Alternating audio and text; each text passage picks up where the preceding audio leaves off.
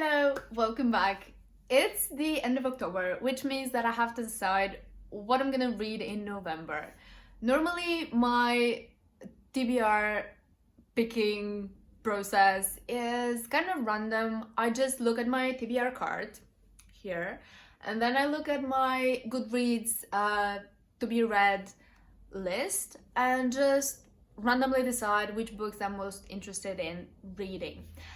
This month, however, I decided to do something different, and I think it's gonna be super fun, at least for me.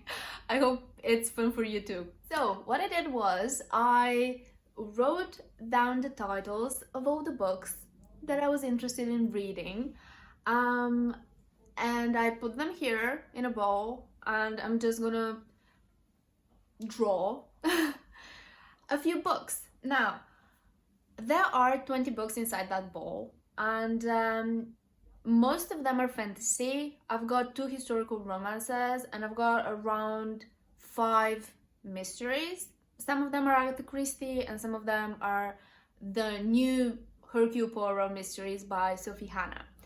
And I've got 1 contemporary novel. So, it's gonna be super interesting. I'm gonna draw 8 books because in September I read only 9 books the whole month, and then this month in October it seems like I'll be finishing only 9 books as well. So I decided that I was gonna pick up 8 books because there is 1 book which I'm absolutely certain is gonna be on my TBR regardless of anything else. Like, this is the 1 book. Even if I don't read anything else, I want to read this 1 book. So if I manage to draw this 1 book, I will pick out another one as well, so that it totals up to 9 books.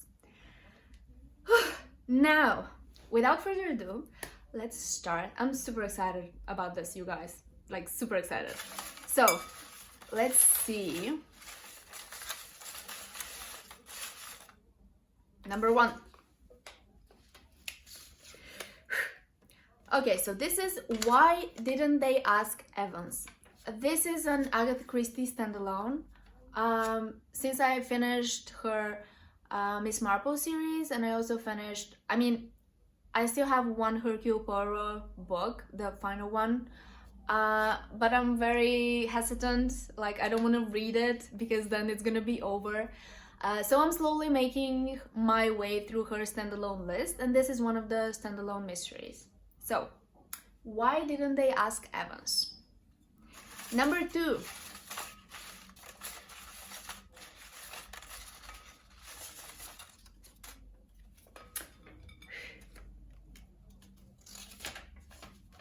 The Inheritance Games. So this is the contemporary mystery that I mentioned. I have it here on my TBR card. The Inheritance Games. This book is about a girl who receives an unexpected inheritance, and she has to move into the manor of the relatives of the deceased man who actually left her all his money, and his family is not happy about it, and she's thrown into this situation where she has to live with them.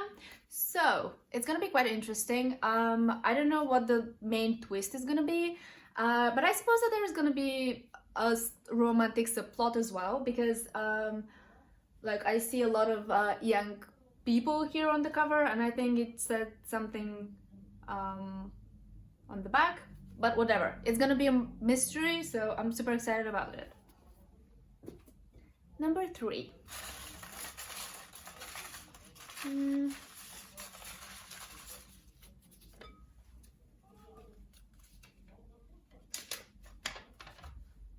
Ooh, The Madness of Lord Ian McKenzie. I had it here somewhere. It's not on my TBR card, but it's probably in my bedroom. So this is a historical romance. It's about Lord Ian McKenzie, who's on the spectrum, but back then in Victorian England they didn't know what that was, so he was put in an asylum, and he was very scarred for it, and this book follows his romance with a widowed lady. It sounds super interesting. I'm very excited to read it. I hope it's the historical romance that I've been craving and I've simply never gotten so far. So this was the third book. Now, number 4.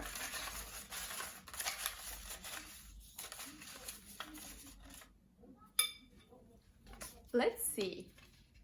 Number 4, Spellbreaker. Okay, so this book, I don't have it physically. I have it on Kindle, and it is set in Victorian England, but it's something between alternate history or historical fantasy. I'm not exactly sure. And it follows a girl who has magical powers, but she's not registered as a witch, which means that she is subject to prosecution, and it sounds really interesting. I'm quite excited to read it. It's I think it's coming out this month. I just got it early, but I think it's coming out this month in November. So number 5. Woo.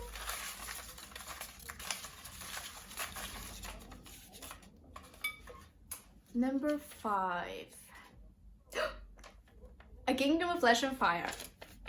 Okay, so A Kingdom of Flesh and Fire is actually the book that I was gonna pick up regardless of like TBR lists or whatever. This was the one book I said at the beginning of the video that I wanted to read the most. So I'm super happy about that. That I picked it up. It's like fate. It's fate. It's just fate. I read the first book in this series, From Blood and Ash, in October. I absolutely adored it. I will probably do a separate video with the specific book review for From Blood and Ash because I loved it that much. And this is the second book. I just cannot wait to dive into it. I just need to finish A Deadly Education, which I'm reading at the moment, and then I'm immediately jumping into this one. If you can't tell, I'm super excited about it. Super excited. Okay. Whew. So, since I picked this up, it means that I will be drawing another 4 books. Number 6. Number 6. Malice. Ooh. Okay. So this is a high fantasy novel. And pretty much everyone loves it. I've heard nothing but great things about this book and the series as a whole. I think it's a quartet. And yeah, it's gonna be... Okay, so it's 600 pages with a very tiny font.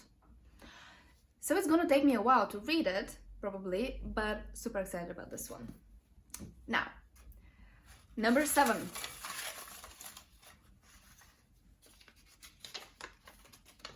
Oh, Blood and Honey. I still haven't gotten my copy because I'm waiting for the Fairy Loot box. This is the sequel to... Oh my god. I just blanked out for a second. So this is the sequel to Serpent and Dove. And I wasn't the biggest fan of Serpent and Dove. I enjoyed the beginning, I enjoyed the middle, and then the ending fell a bit flat for me. So I really want to see if I enjoy Blood and Honey more, and if it's gonna redeem the series for me, or if I'm just not gonna enjoy it at all and I'm just gonna finish the series here. This series was supposed to be a duology, but the huge success of Serpent and Dove basically extended the series. So I think that they had an additional deal, and now it's not gonna be a duology, but it's gonna be either 3 or 4 books. I'm not sure if it's just gonna be 3 books, but it's definitely not gonna be only these 2 books. So this is, instead of the final book in the series, this is gonna be the middle installment. So let's see what else we have. Oh, we have Star Daughter. So Star Daughter was Fairy Loot's August book, I think. I think it was August, yeah. So this was Fairyloot's August book. It's about a girl who's the daughter of a mortal and a star, and she accidentally hurts her father, who's mortal, and she has to go to her mother, the star, and her court, and ask them to help her father because she cannot heal him herself. And they ask of her that she competes in these games in exchange for them saving her father. So it's gonna be like a competition book and set in a star court, which sounds super interesting. And it just sounds like a really good time. So I'm excited to pick this one up. And I think we have 8 books, so I'm gonna pick the final one.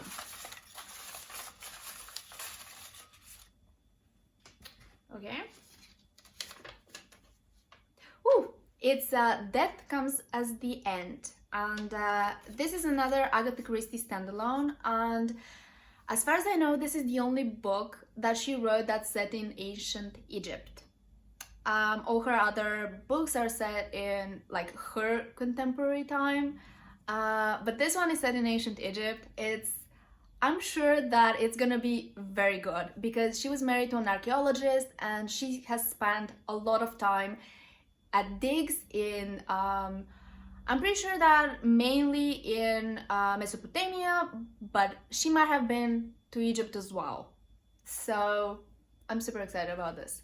And this makes it 9 books for my November TBR. So these are the ones that I physically have, and I'm waiting for a couple more to arrive, and then the mysteries I'm gonna listen to on audio. So I think this was fun. I hope you liked it, and let me know what books you're planning on reading in November. And thank you so much for watching. I'll see you next time. Bye!